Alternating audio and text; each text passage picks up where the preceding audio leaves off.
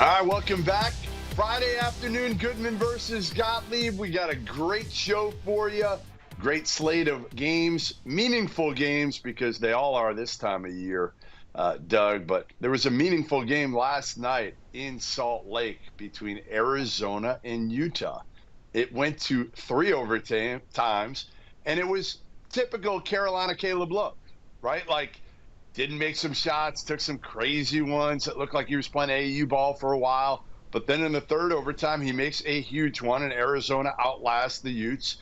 They were up 16 at one point. Utah came all the way back. They shot the heck out of the ball, but Utah fell short in a game that could end up really hurting Craig Smith and the Utes when it comes to Selection Sunday. But what did this say for Arizona? Because I think it made a little bit of a statement, Doug. I really do.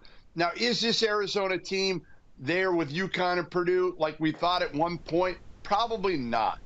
But what it showed me was some resiliency and the fact that they could win a road game like this in which it's a grinder. It came down to it. And again, this is not an easy environment. Utah knew they needed this game for their NCAA tournament hopes. And again, there's some issues with Arizona, mainly again, their ball movement, the end of the game. I just didn't understand. I think it was the end of the first overtime. They just cleared out for Caleb Love, and he jacked a shot from like 30 feet. It made no sense. But Kai Boswell played well. And that was probably takeaway number one for me, was Kai Boswell playing well. Number two was to get a big win on the road. And if they can get tomorrow's win at Colorado, Doug, I think they've showed me now that they're that next tier. They're clearly in that next tier, which is, again, you could throw 5-6 teams in a hat. They're there. Okay, we'll work backwards. Agree with you. If they can beat Colorado, that's really impressive because, remember, it'd be back-to-back wins, both in altitude. Colorado's the better team. CU didn't play great last night, and I know Arizona beat them by 40 last time, but they didn't have their two best players. So we'll see in terms of health of CU. But to me, it eliminates Utah from being in consideration for getting the NCAA tournament. And then for Arizona, that was a show of toughness, really. And it's what we felt like has been missing from Tommy's teams since he's taken over, right? Like, he's done an amazing job of international players, his domestic recruiting, of winning regular season games. But when it's gotten tough in the NCAA tournament, they haven't looked the part, I thought. And I know you look up at the score, you're like, well, they gave up 99 points. Like, it was 3 overtimes, right? That's 55 minutes of basketball is actually pretty good. And, having played games in altitude, that's a real thing. And that's clearly what happened. Utah got momentum in the second half, and then you start to get tired. And then all of a sudden you start to try and overcompensate for it. And I think what Tommy was trying to do, and he kind of pulled off, I guess, in triple overtime, is first, Tommy's a really bright guy. He's a very good coach. He knows that they're not going to win 4 games, let alone 6 games, unless they have a dude, right? And a dude, to people who don't know, is usually it's a pro. It's a guy who has the ability to create his own shot and to just win you a game on his own will and own skill. And they don't really have that. So he's trying to Caleb Love has the confidence of that guy. Maybe sometimes he comes up short in the execution of it. So I think that's what Tommy, you go 1-4 flat for a dude to win you a game. You're telling everybody on the team, everybody in the conference, this is my guy. So, yeah, I think that's what's at stake. And I think on some levels, it was accomplished last night from Utah. Yeah, I just didn't like it. I didn't like 1-4 flat when, again, it's fine if it's not Caleb Love, but there are 2 guys out there legitimately within 3 feet of him, and he's 35 feet from the basket, Doug. What does that mean? That means somebody is completely wide open, which they were. All that there had to be was some cutting off that, and somebody was going to get an easy shot. I get it. But remember, we're in this era where Damian Lillard is celebrated for taking a 40-foot sidestep 3, right? Paul George, after that shot, said it was a bad shot. Everybody in basketball knows it's a bad shot. but because it went in, because it's Dame time, because he does this, it's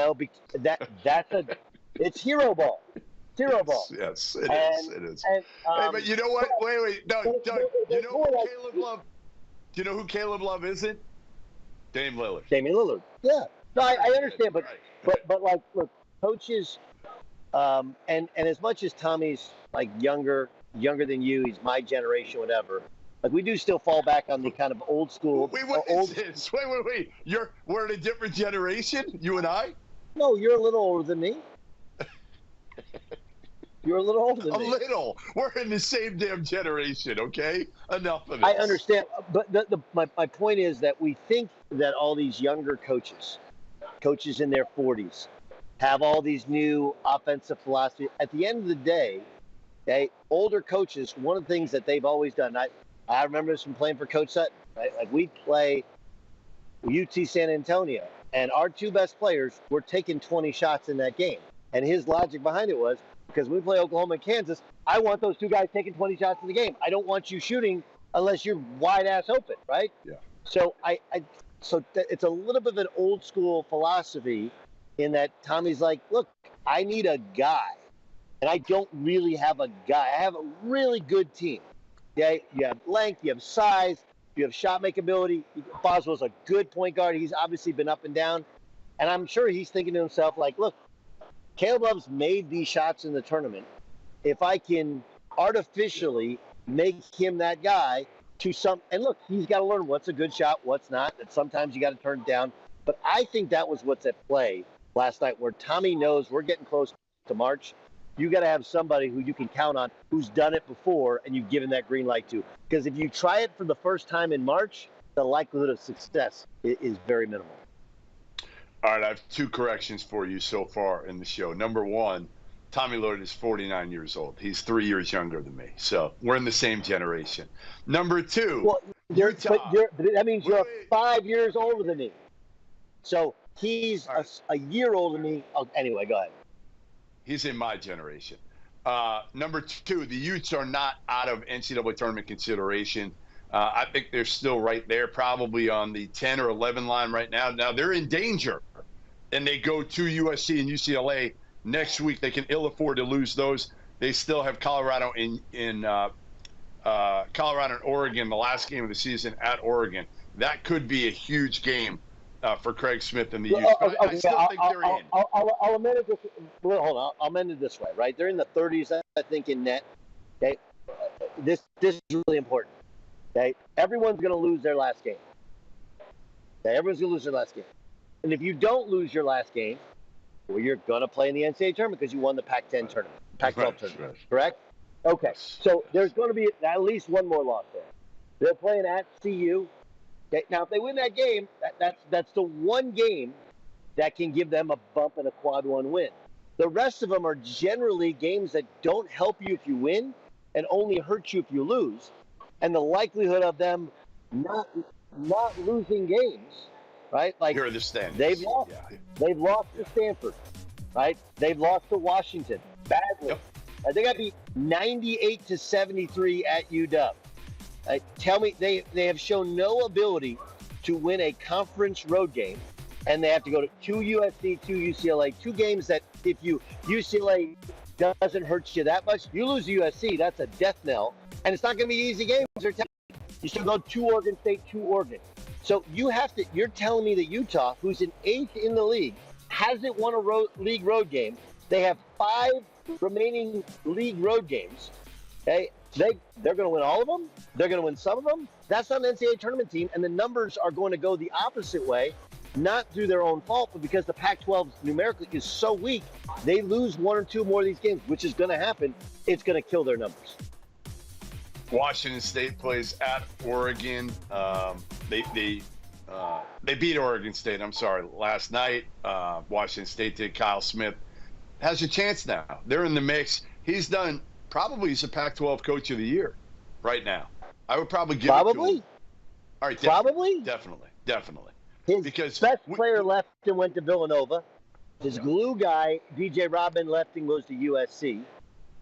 The Pac-12 left them for dead, right? Every kid wants. True. Yes. And all Kyle Smith has done is not only win, but now what have they won? They've won 7 of the last 8 games. Okay, and they got conversely, they have 5 remaining home games. I think they'll win all of those. I don't think there's any question Kyle Smith is the Pac-12 Coach of the Year. And the not so dirty little poorly kept secret is he got to get the hell out of Washington State after the season too. Right? Yeah, he does. Yeah, he does. Yeah, because you're going to play in the Mountain West. Hey. Yeah, go ahead. Can I give you a Pac-12 scenario? So you know who's won 6 out of their last 7 in the Pac-12, Doug? UCLA. Yeah. Can UCLA, is this insane to think UCLA can win the Pac-12 tourney and get an automatic bid to the NCAA tourney after everything Mick Cronin, we crushed them. I mean, this league is other than Arizona, are you scared of any? Like, Colorado's got talent. We know that. Oregon, now that they're healthy, I wouldn't want to play a Dana Altman team that has all of its pieces down the stretch here and in the NCAA tournament. But this thing is pretty wide open with the way we've seen Arizona play over the last month or so, isn't it? Yeah. I'm like, again, there was 2 questions in one there, maybe 3. Could I see a scenario in which UCLA wins the Pac-12 tournament? Yes. I mean, look, Mick may come across as a crazy person or a Neanderthal or somebody, but he's an amazing coach. He's a really good coach. I can't wait to tell him. Hey, I can't wait to tell him you said that. He's not going to be in denial of it, right? Like, Mick isn't easy, and he doesn't want anybody to think he's easy, right? But the proof is in the pudding, right? They got beat by 1 million by Utah, and he laid into them, and they've responded. And by the way, it's a super young team, and as we know with young teams, they're going to get better and better. And they have 5 remaining home games, right? They got 5, and then only 3 road games, and 3 road games are Cal. Decent team, but one they should win. At UW, hard game at Heck Ed, and then at Washington State. But regardless of that, they're not getting in as an at-large. But they should have beaten Arizona at Arizona, correct? Oh, yeah. Yep. Okay. They haven't played Wazoo yet, which is really weird schedule-wise. They beat Washington at home. So tell me who, really scares you. I mean, I guess Colorado is the team that has more talent than they do. Yeah. Colorado also has some youth in spots. So outside of Arizona and Colorado, they have as good a talent as anybody. They're playing better than everybody, and they got literally nothing to lose. Yeah, I could see a scenario in which that happens, but that's why the Pac-12 tournament's going to be wild, because CU could win it, Wazoo could win it, UCLA could win it, or then Arizona, and, this becomes McHale North anyway.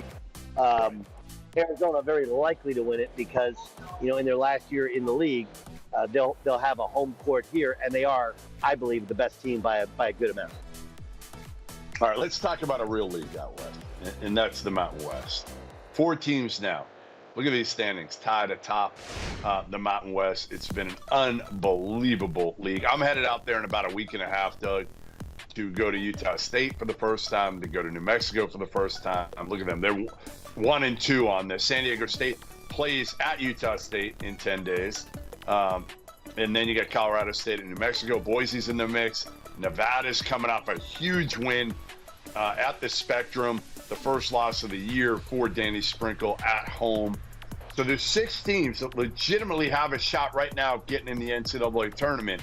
First, I ask you, are 6 teams worthy of getting in the NCAA tournament from the Mountain West? Yes. I mean, why? and the reason because they did the work in the teams that are towards the bottom, Colorado State and Nevada, they did the work in the non-conference. Yeah, they did. Nevada didn't play the most difficult schedule on earth, but they won the games. They won games. Yeah. Okay? Utah State, same thing. Not the most, but they won games. And again, you say this all the time. Seth Davis, who's a friend of both of ours, says it all the time. Like, we got to find the teams, right? And yes, they were better. They have been better in the non-conference than the Pac-12. They have been better than the WCC. The WCC used to be put in Gonzaga and then St. Mary's, and maybe sometime we get a third team. Like, I think St. Mary's should get in regardless, but they didn't do the job in the non-conference that dictates that, right?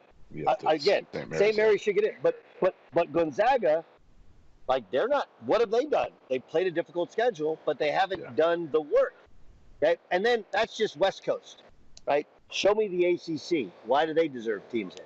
We've talked about the Big Ten, right? Like, what do the Big Ten do to deserve 6, 7, 8, 9 teams? Right there. Okay, so the Mountain West, whatever you want to think about it, they have been able to use the success of San Diego State and grow the league and buttress the league with less budgets, smaller budgets than other programs. They've been able to kind of figure it out.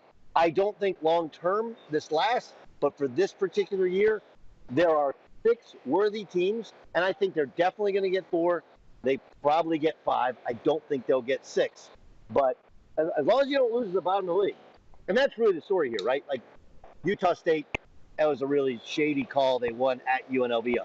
Had they lost that game, changes everything. So you got to not lose to those bottom teams. And if so, I think 4 is a lock, 5 is a likelihood, 6 is a faint possibility, but not crazy if the right team goes on a run.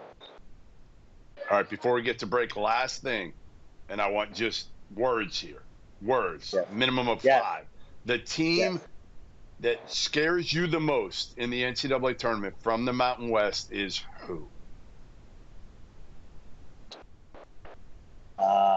Colorado State. Agreed. I agree. That's the right answer because they have Isaiah Stevens. All right, next up, Goodman versus Gottlieb. We're going to talk about the Kentucky Wildcats in another big non-conference matchup between Kentucky and Gonzaga. Another Big 12 showdown looms for Kansas. We'll preview all this weekend's action next.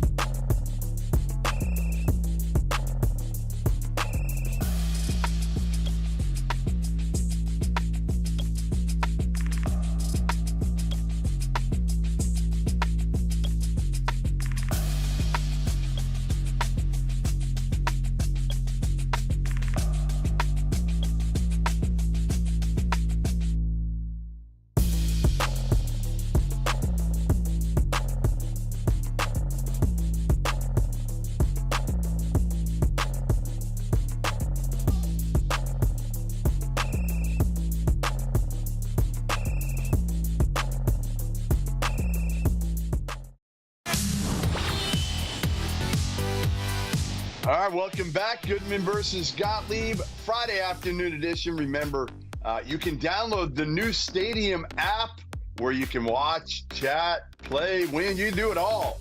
You can join us in the live chat. We'll answer all your college hoops questions. All you got to do is download it. It's free in the App Store today. And for our fans and viewers, we'll have a very big announcement coming on Monday next week, so you won't want to miss that. You also won't want to miss Gonzaga, Kentucky tomorrow, Doug, because this is a big one. Even though the Zags aren't what we traditionally have thought about the Zags, this is a big one because Mark Few has done what every season of his head coaching career, Doug? Got in the NCAA tournament, played in the finals of the WCC tournament. What every year in jeopardy? What is in jeopardy of happening this year, Doug? Both not happening. That's right. I mean, that's right. So if you beat Kentucky, completely changes that whole thing. Like you beat Kentucky late in the season, and then you finish up reasonably strong. You know, you beat St. Mary's at home, and we sit there and go like, they figured it out. Yeah. And honestly, talent-wise, they should be better. They should be better. Yeah. Yeah. I don't think they should be among college basketball's elite, but they should be better. Remember, they went out and got the point guard in the portal that we were told everybody wanted. Right? Arizona. And we thought Arizona was getting Ryan Nembhard. We thought it was done. Right. And he goes to where his brother went.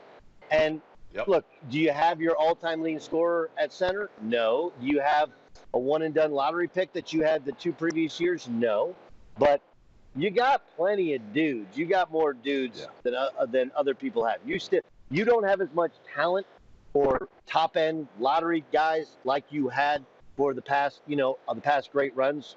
But you still should have better talent. You know what they don't have? All those other Doug, you know what they don't have? A dude. They don't have a dude. They don't have a guy that you just give the ball to and say, hey, go make a play. Nolan Hickman's not that guy. Nembhard is a set-up point guard. Gramike is not a guy that you can really throw the ball to in the post, right? Like, Stromer's a nice, good freshman, a good piece. Will be a really good player in time. Anton Watson is a nice veteran big, but they do not have a dude. They've got a bunch of good players. Who wins this game?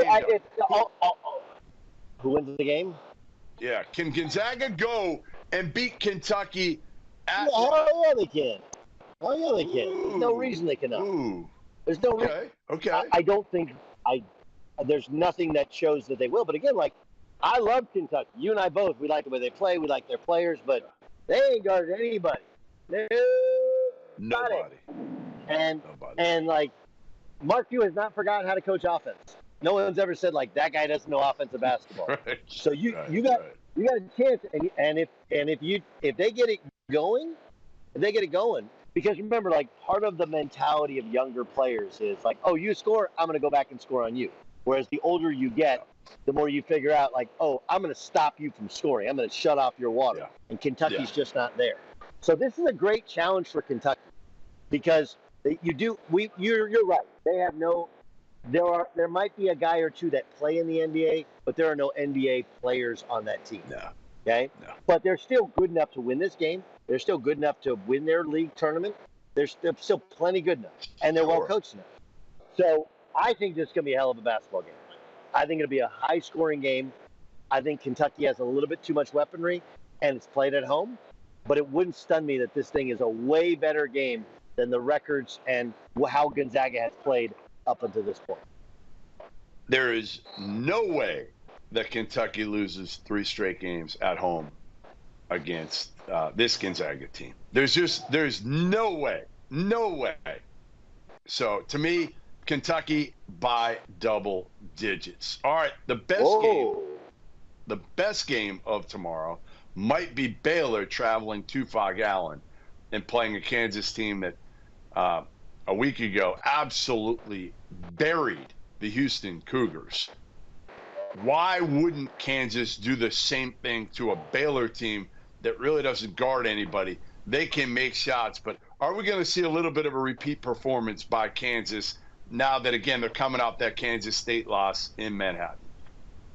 I don't know. I'm like, listen, if we're honest about their game against Houston, they just made shots. Okay, and I know that, right? Like, they didn't actually outplay Houston. Houston only turned the ball over 3 times, played well. They just were out of their mind making shots. Now, Baylor, this is not a great Baylor defensive team. Okay, and so there is that, but they have a little bit more weaponry. I think it's a close game that Kansas finds a way to win. And Kansas is great at transitioning from defense to offense. But I think it's close because they don't make shots the way they did against Houston last Saturday. That was an out-of-body experience, in my opinion. Yeah, I think Kansas wins. I don't know if they cover. We don't know the spread yet. Illinois at Michigan State. This is a big one for Smarty. A big one right now. Do they end up holding court at the Breslin Center and beating an Illinois team that now, again, is figuring it back out with Terrence Shannon? I don't think so. I don't like the matchup. How do you play Manny Sissoko in this game when they play 5 out? I don't think it fits. Yeah. I like Illinois to win on the road. I'm going to take the home team. I'm going to take Tom Izzo in this one to figure it out. Illinois, I still don't They got like three trust. big guys that I don't know how you play in this game unless Dane Danger's in the game. So you got to play a little bit of Jackson Kohler a little bit more. All right, have a great weekend. Goodman versus Gottlieb. Enjoy the Super Bowl. We'll see you Monday.